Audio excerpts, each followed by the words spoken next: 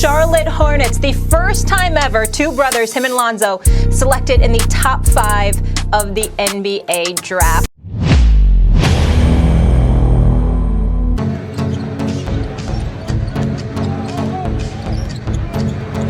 LaMelo!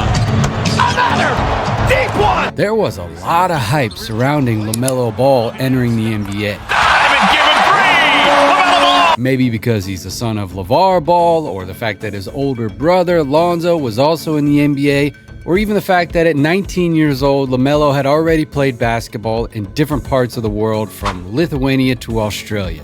But then again, not everyone believed the hype, and many even doubted that he would actually succeed in the NBA, considering he was drafted by the Charlotte Hornets and, more notably, Michael Jordan, the king of drafting studs. Hi, I'm Max Flower. I'm here with Adam Morrison, and he's going to tell us about his secrets to success. Adam? Just working hard and, doing the right things every day. But LaMelo Ball is the rare bright spot the Hornets haven't had in a long while. But that could all go to waste if the Hornets make this one huge mistake. He has genius passing ability. As I said, ambidextrously genius stuff, right? So I get it. LaMelo Ball was one of those prospects that was heavily publicized, with many people thinking he'd just be another YouTube star rather than an NBA star, just like Julian Newman. But as soon as LaMelo entered the NBA, he quickly dissolved any doubt. As the 3rd overall pick in the 2020 NBA draft, his rookie season exceeded expectations in many ways. And he went on to win the Rookie of the Year award, averaging 15.7 points, 5.9 rebounds, and 6.1 assists per game, while shooting 44% from the field and 35% from three-point range. Pretty impressive, right? Well, it's even more impressive if you consider how it all started. See, born to former college basketball players LeVar and Tina Ball in Anaheim, California, LaMelo's basketball journey began early. At just 4 years old, he was already hitting the court with his older brothers Lonzo and LiAngelo, facing opponents much older than himself. That's some serious dedication right there. In high school, LaMelo was making headlines already. At Chino Hills High School, his freshman season was a stellar introduction, scoring 27 points in his first game and securing the CIF Southern Section Open Division title with a remarkable 26-point performance. The season ended with a perfect 35-0 record for his team and a national championship. LaMelo Ball finished with an impressive 16.4 points and 3.8 assists per game, earning him Max Prep's National Freshman of the Year honors. And his sophomore year was no less special, from making a half-court shot 2 seconds into a game to scoring a whopping 92 points in another. LaMelo displayed skills and stats that earned him Max Prep's sophomore All-American first-team recognition.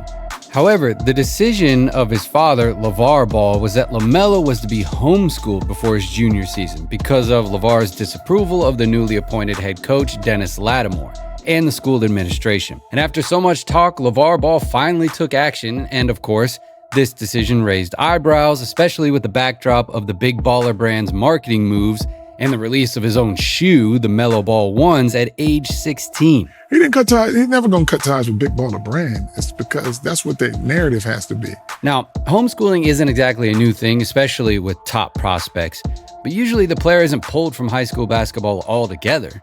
Take Michael Porter Jr., for instance. He was homeschooled the last year of his high school career and still played for Nathan Hale High in Seattle. But the case was entirely different with LaMelo Ball. Both Ball brothers, Lonzo and LaMelo, initially represented Rock Nation, but Lonzo eventually joined Rich Paul with Clutch Sports as he felt like Rock Nation was too focused on his younger brother. And then there was a matter of LaMelo's NCAA eligibility concerns. The release of his signature shoe, the Melo Ball 1 by Big Baller Brand in 2017, led to questions about his eligibility, considering the fact that LaMelo was only 16 at the time. Despite the uncertainty, though, he signed with agent Harrison Gaines to play professionally overseas with his brother LiAngelo. LeVar was clearly determined to make his son's mark on the industry. LaMelo committed to play college basketball for UCLA at age 13 before starting high school, stating that UCLA was his dream school, and as such, he became the third of his brothers to commit to the school. LaMelo Ball soon found himself in Lithuania back in 2017, where he finished the season averaging just 6.5 points and 2.4 assists, shooting 26.8% from the field in 12.8 minutes per game. He then joined the Los Angeles Ballers of the Junior Basketball Association, or JBA, which was formed by, you guessed it, LeVar Ball. And of course, LaMelo would be the face of the JBA. Although the league is no longer active, in his debut, LaMelo posted a triple-double of 40 points, 16 rebounds, 10 assists, and 3 steals, shooting 15 of 40 from the field. He was superb in the JBA, arguably the league's best player, and he led his team to the championship. In early November 2018, after skipping his junior year and a part of his senior year to play professionally, Ball joined Spire Institute and Academy, a prep school in Geneva, Ohio, where he played under head coach Jermaine Jackson. LaMelo Ball emerged as a top recruit in the 2019 class. Most recruiting services, including ESPN and Rivals.com, considered him a 5-star recruit and one of the top point guards in his class. When Ball returned to high school after a professional stint in 2018, he remained a 5-star recruit. But LaMelo soon moved abroad again, signing with the Illawarra Hawks in Australia in the summer of 2019. As LaMelo prepared for the 2020 NBA draft, his stock rose from a projected second-round pick to a potential top 3 selection and even the first overall pick. In the end, call him crazy, but LeVar Ball is a marketing genius. And because of his crazy antics, both Lonzo and LaMelo Ball were looked upon as 2 of the most anticipated talents out of their respective draft class, especially Lonzo. Remember, he talked up Lonzo so much that Patrick Beverley came out hell-bent to shut down Lonzo to start the 2017 season and pointed at LeVar like, hey, it's your fault I had to embarrass your son like this. I mean, there was a lot of pressure on Lonzo Ball to be a star and the next big thing after Kobe Bryant in LA. And many NBA fans couldn't wait for Lonzo to develop into a superstar. For LaMelo, however, there's seemingly not as much pressure on him to deliver like his older brother, even though he was also picked top 3, making the Ball brothers the first pair of brothers to be drafted in the top 3. Now, initially, during his rookie season, LaMelo Ball started coming off the bench, which seemed like a smart move considering the pressure he had on his shoulders.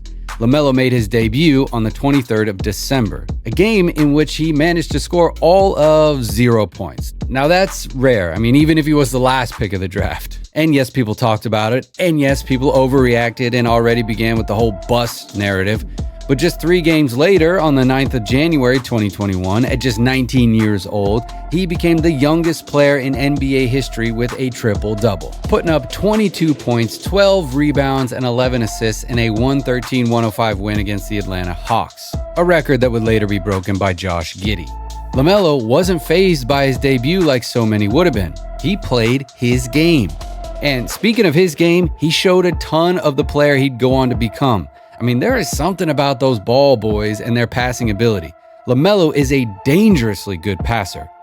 And even for someone playing in his 3rd NBA game, watch how he carves up the defense so effortlessly, using his teammate as a decoy as he sprints down the open lane right to the basket.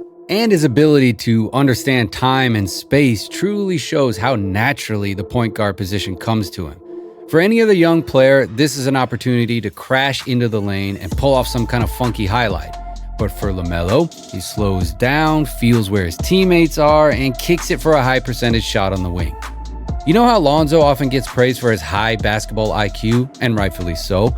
Well, LaMelo is certainly in that class too. And speaking of Lonzo, LaMelo and Lonzo played in their first game against each other, with LaMelo helping the Hornets to rally from an 18-point deficit to a 118-110 win.